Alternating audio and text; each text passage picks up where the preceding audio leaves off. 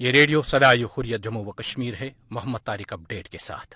مقبوضہ کشمیر میں بھارتی لاک ڈاؤن کو آج پورے 2 ماہ ہو چکے ہیں۔ دکانیں، کاروباری مراکز، تعلیمی ادارے بند اور سڑکیں سنسان ہیں۔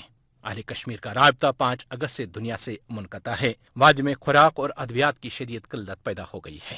امریکی اخبار نیویارک ٹائمز نے اپنے ادارے میں کہا ہے کہ اقوام متحدہ مسئلہ کشمیر کو مزید نظر انداز نہیں کر سکتا۔ ادارے میں لکھا گیا ہے کہ 2 جوہری طاقتیں آمنے سامنے کھڑی ہیں۔ اخبار نے لکھا ہے کہ بھارت نے پاکستان کی جانب سے مذاکرات کی پیشکش کا مثبت جواب نہ دے کر امن کا موقع ضائع کر دیا ہے۔ مودی کا کشمیریوں کو یکساں حقوق دینے کا دعویٰ مضحکہ خیز ہے۔ ایڈیٹوریل بورڈ نے مطالبہ کیا ہے کہ اقوام متحدہ کی سلامتی کونسل واضح کرے کہ وہ مقبوضہ کشمیر میں مودی کے ظالمانہ لاک ڈاؤن کے خلاف ہے۔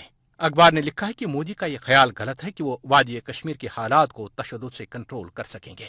پاکستانی وزیر خارجہ شاہ محمود قریشی نے کہا ہے کہ وزیر اعظم پاکستان عمران خان نے اپنی تقریر میں کشمیریوں کا مقدمہ پیش کیا ہے۔ یہی وجہ ہے کہ آج بھارت کے صفاقانہ طرز عمل کے خلاف دنیا بھر سے آوازیں اٹھ رہی ہیں۔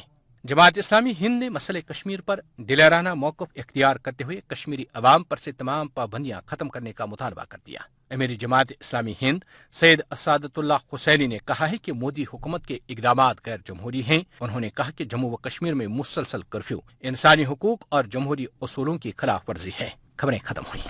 بھارت نواز محبوبہ مفتی جو آج کل نظر بند ہے کی بیٹی ارتجا مفتی نے کشمیر پر بھارتی لاک ڈاؤن کے حوالے سے BBC کے ساتھ اپنے انٹرویو میں کیا کہا، آئیے سنتے ہیں۔ جو UNGA کا سیشن ہوا، بہت سارے لوگوں کا فون آیا مجھے کشمیر سے، اور وہ کہہ رہے ہیں کہ کشمیریوں کو خوشی ہوئی ہے۔ UN میں ہمارے لیے کس نے بات کی؟ عمران خان صاحب نے بات کی۔ وہاں پہ تو لوگوں کو بہت اچھا لگا کہ کوئی تو ہمارے لیے بات کر رہا ہے، اور عمران خان صاحب کی سپیچ کے بعد لوگ بہت زیادہ تعداد میں باہر آئے، سڑکوں پہ آئے، انہوں نے نعرے وغیرہ شاؤٹ کیے۔ لیکن جو ابھی یوتھ ہے وہ بہت زیادہ ابھی اینٹی انڈیا سینٹیمنٹ ہو گیا، اور یہ میں اس لیے نہیں کہہ رہی ہوں کیونکہ خود وہاں جائیے، آپ اپنے رپورٹرز بھیجیے، وہاں دیکھیے ابھی کتنا زیادہ اینٹی انڈیا سینٹیمنٹ بھر کے آ رہا ہے۔ اگر یہ ڈیولپمنٹ کا کہتے تو انہیں بائیفرکیٹ کیوں کیا اسٹیٹ؟ یہ کشمیریز کو ڈس امپاور کرنا چاہتے ہیں، دکھانا چاہتے ہیں کہ ہم آپ کو مزہ چکھائیں گے۔ انٹرنیٹ تو ان سٹیٹس میں بھی، جھارکھنڈ وغیرہ میں، جہاں یہ موب لنچنگ انکریج کرتے ہیں، ان کے اپنے منسٹرز لنچرز کو مالا پہناتے ہیں۔ تو اگر